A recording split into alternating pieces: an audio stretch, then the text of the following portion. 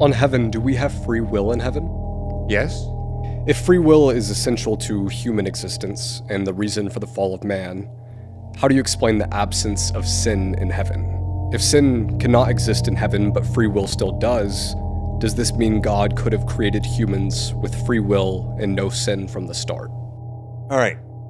It's been a privilege to meet you, Jack, and to meet your girlfriend. Now, let's say that your father called you up tonight and said, "Son, Katie has communicated to you that she loves you.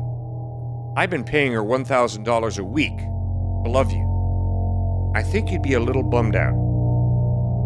Because love, in order to be real, has to be free. So when you're thinking about free will, you better realize that if we don't have free will, we don't love.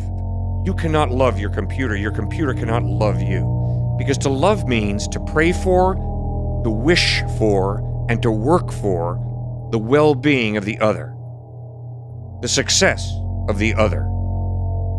And so God creates us with a free will. Why? He creates us to love Him, and to love must be free, otherwise it is not love.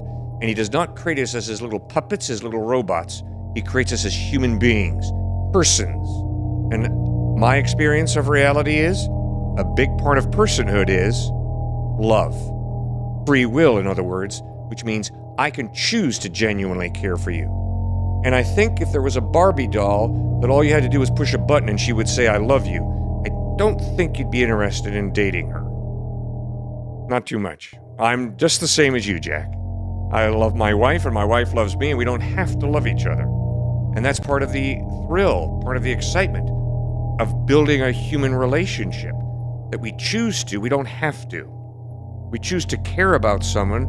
We choose to work for their well-being. We choose to work for their success. We don't have to.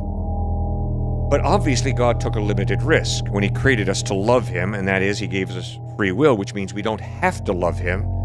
And that's essentially the story of human history, of how we human beings have destroyed ourselves and each other by choosing not to love, but instead, unfortunately, choosing to hate.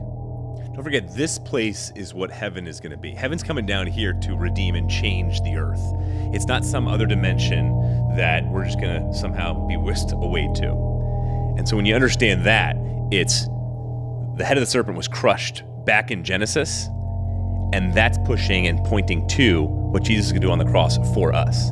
And when He did that on the cross for us, now the payment of all of our sin and all the destruction, cosmically, the fires out in California, sociologically, divorce, psychologically, depression, anxiety, bipolar, schizophrenia, all of those have been influenced by our sin and breakdown of the universe. And so, yes, was there a certain tree in the garden in the beginning where Adam and Eve said, I don't know if God ultimately has our best in mind. So we're going to go ahead, even though He gave us all this freedom, we're going to go ahead, though, and just test that one thing that He didn't want us to do. And then all hell broke loose. But because what Jesus did, it's pointing to the redemption of all things, where we will still have a free will, but everything will be changed and made new. So all we will want to do is worship God and the goodness He provides.